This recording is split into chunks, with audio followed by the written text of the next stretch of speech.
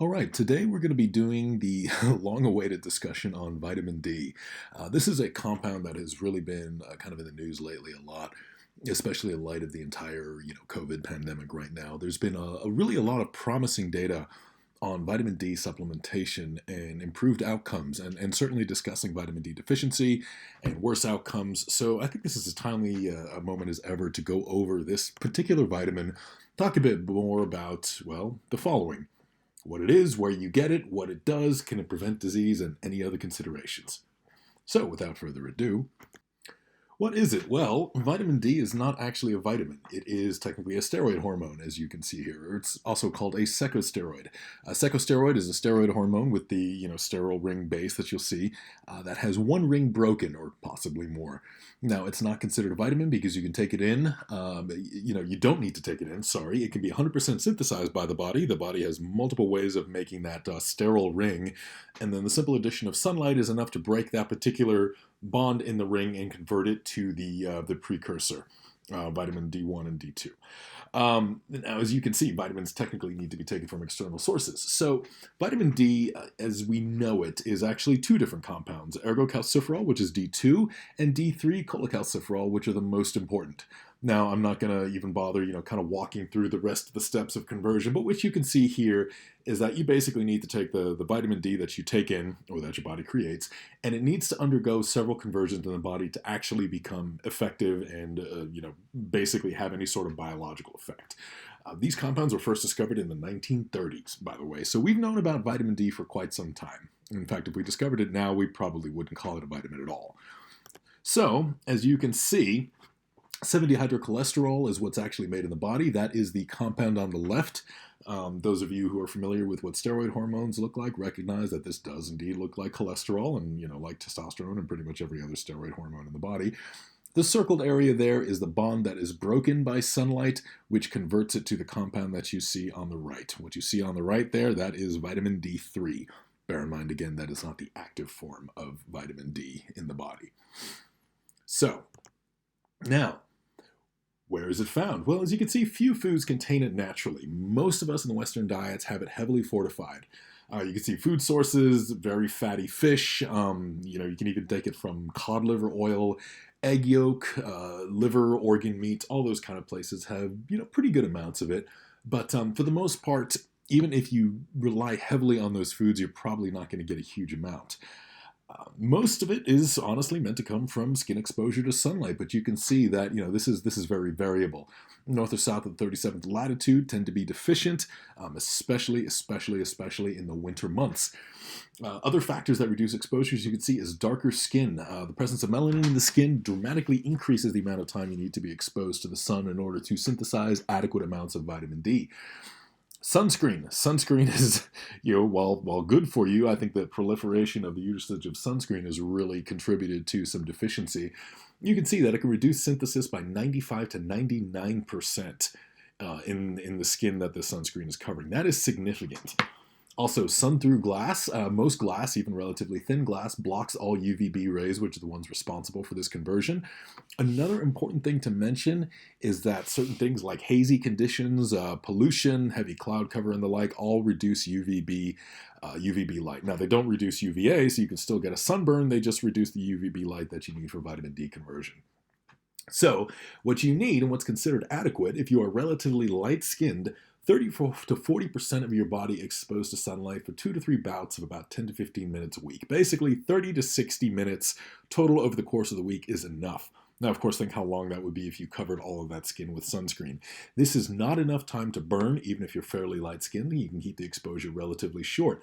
In case some of you are wondering, yes, most tanning beds actually do generate small amounts of UVB lights, though a ultraviolet light inside your house would not produce nearly enough to get any sort of appreciable conversion. You would basically have to sit in front of that thing for 24/7.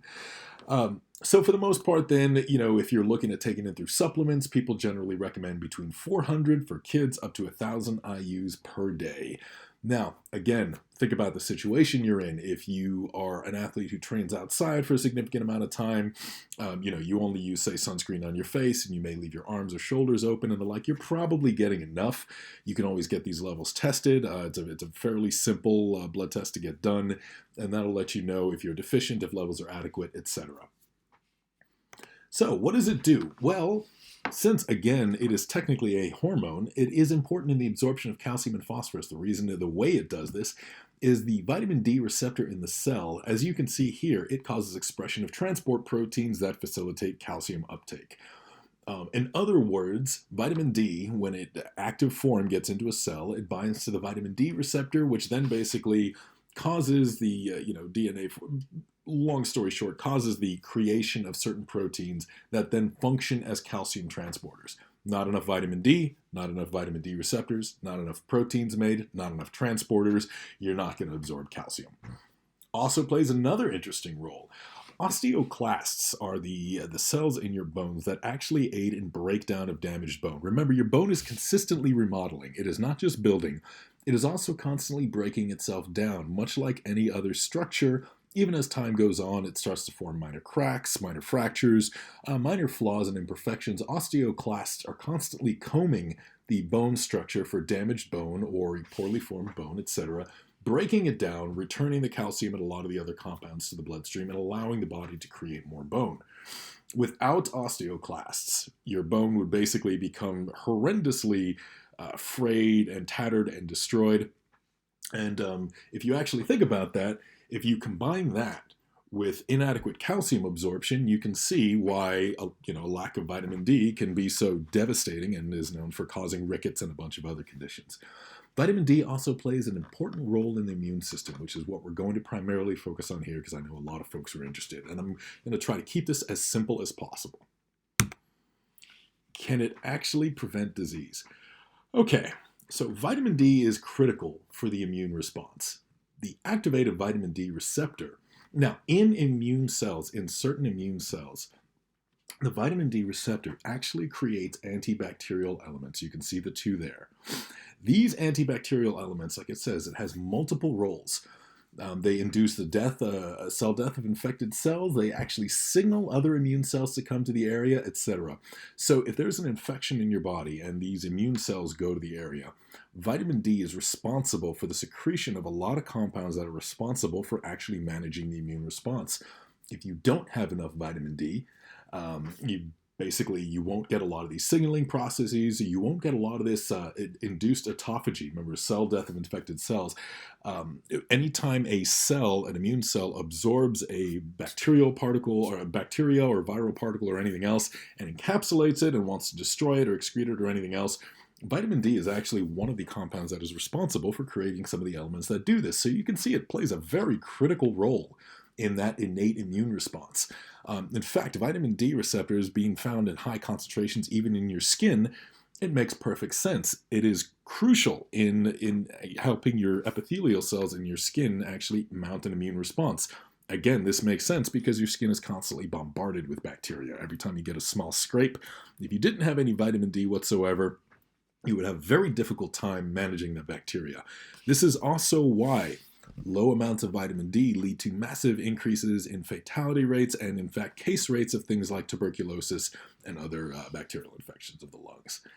Now, besides that, it is also crucial for the adaptive immune response. One of the things we've heard about with COVID so much is this whole cytokine storm idea. And again, I'm going to try to make this as simple as possible. Basically, when you look at your adaptive immune response, there are certain cells that actually are responsible for presenting the antigen, the virus itself. Now, please, if you're an immunologist or a virologist, please just bear with me and give me some charity here. I'm trying to make it as simple as possible. Basically, by presenting these antigens, they effectively hold it and present it for these other cells, these T and B cells, to recognize the antigen and come destroy it. The cytokine storm that we hear about is what's called an immune overresponse. Basically, pro-inflammatory processes when there is some sort of virus or something else is not necessarily bad.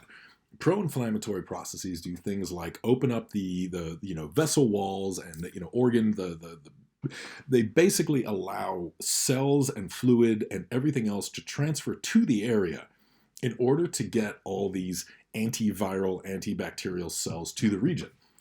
When you get an over response, though, if you think about it, all these compounds, these initial compounds that show up to the site, if they release too many pro-inflammatory compounds, you start getting your system getting flooded with these pro-inflammatory compounds. We'll see what that does in just a moment.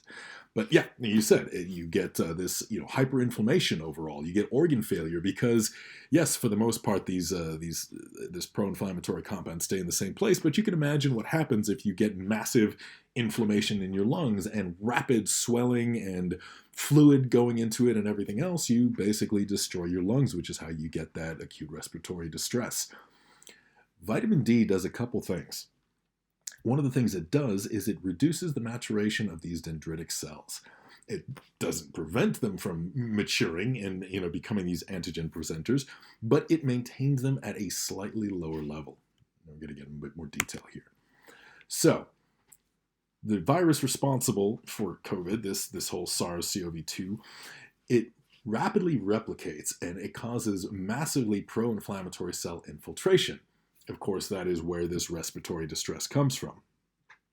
It also delays production of interferon, which is something that these initial cells generate, which interferon, if anyone's familiar with old HIV treatments and the like, interferon actually slows down viral replication, among other things. So by both delaying, by both causing this massive inflammation, replicating hugely, causing all these cells to create this massive inflammation, temporarily blunting the generation of interferon, you get what is this inflammation, vascular leakage, and all the T cells that are there are basically destroying themselves because the ones that show up are just effectively pro-inflammatory compounds generate these T cells that basically find the bacteria or find the viruses, overwhelm them, and then basically destroy themselves. Now, what's interesting here is that vitamin D shifts this T cell profile from these pro-inflammatory subsets. Some of the T cells that show up actually secrete pro-inflammatory compounds. These are the first ones to show up. They secrete all these pro-inflammatory interleukins. They're basically compounding the problem. But what's supposed to happen over time is as the virus is slowly, destroyed, a second set of regulatory cells become expressed that slow down this inflammation. Vitamin D shifts the profile of these T cells from the pro-inflammatory to ones that reduce the pro-inflammatory process. So basically, if you don't have enough vitamin D, you get this runaway proliferation of these inflammatory T cells and not enough of these T regulatory cells. So as you can see, basically, vitamin D, it plays a role in the expression of certain important proteins and signaling molecules and helps regulate the balance between pro-inflammatory and non-inflammatory immune response. That's it really in a nutshell, and I think that's why you're hearing about vitamin D deficiency causing such an increase in severity of these cases. That's why you're getting these cytokine storms, or, not why, but it potentially exacerbates this. It's why these infections get so wide-reaching and everything else. So you can see how it's crucial. So what else? Well, interesting to note, deficiency is surprisingly common in hot temperatures. If you think about it, in a lot of places, the summer months are characterized by intense heat. A lot of people will, cover themselves. They will stay inside, stay out of the direct sunlight. So they may not actually be getting as much during summer months as they think. This is especially common in the elderly. Now, also, those with lifestyles predisposed to higher risk of disease also have a higher chance of deficiency. You think about it, a complete diet, spending time being active outside, etc., all these things tend to associate with a lower risk of disease and also a lower risk of vitamin D deficiency and vice versa. What else do you need to know? Supplementing beyond acceptable blood levels doesn't offer further benefits. In other words, if you do not have vitamin D deficiency, taking vitamin D will not make you any more immune to disease. That being said, can you overdose? Not really. I mean, the typical highest dose you'll find in a pill is 1,000 IU. Taking 10,000 IU daily could potentially cause complications over time. A lot of the case studies that show real cases of hypercalcemia They involve things like 50,000 IUs a day, 100,000 IUs a day, just from people not really knowing what's in their supplements. You'll notice GI distress, fatigue, excessive thirst. Basically, what's happening is, you're getting a lot of bone breakdown, but also you're getting a lot of just excess calcium being brought into the bloodstream. It is a reversible process. The only problem is, since vitamin D is fat soluble, it'll take a while for it to completely get eliminated from the body. Can it also play a role in heart disease prevention? Well, it does, as you can see here, prevent macrophages from turning into foam cells. Foam cells are some of the lipid-containing cells that are responsible for forming into hard plaques that you find on the inside of arteries. So vitamin D may actually reduce the rate of plaque formation. In athletes, low vitamin D can cause issues with contractility of heart. If you think about it, yes, regulated calcium levels, etc. So adequate vitamin D ensures this doesn't happen. Will more be better? No. Do you need it? If you spend at least an hour a week in the sun and you're below the 37 north or above the 37 south latitude, then no. If you are above 37 north or below 37 south, you may need it in the winter. The sunlight is just not high enough in UVB rays to probably adequately convert vitamin D. Of course, if you're spending hours and hours and hours outside, that may be different. But of course, if it's winter and most of your body is covered, chances are not. Do you regularly consume fortified milk and cereal products? If you do, you probably don't need supplementation. If you do none of the above, 500 to 1,000 IUs a day can't hurt and is probably a good idea. In fact, even if you do all of the above, 400 to 600 IU a day probably couldn't hurt. Again, your body can't overproduce vitamin D from the sun. That particular process of conversion between the precursor and vitamin D itself is basically reversible. It reaches equilibrium in those skin cells, so it's not like you're going to overdose if you're getting lots and lots of sunlight and then take a supplement. So, will taking more than you need prevent further disease? No evidence. Deficiency is bad, adequate levels are good, higher levels, same as adequate levels. So, hopefully that was interesting. Hopefully that answered a couple questions on vitamin D and it wasn't too insanely complicated. And let me know if you have any questions.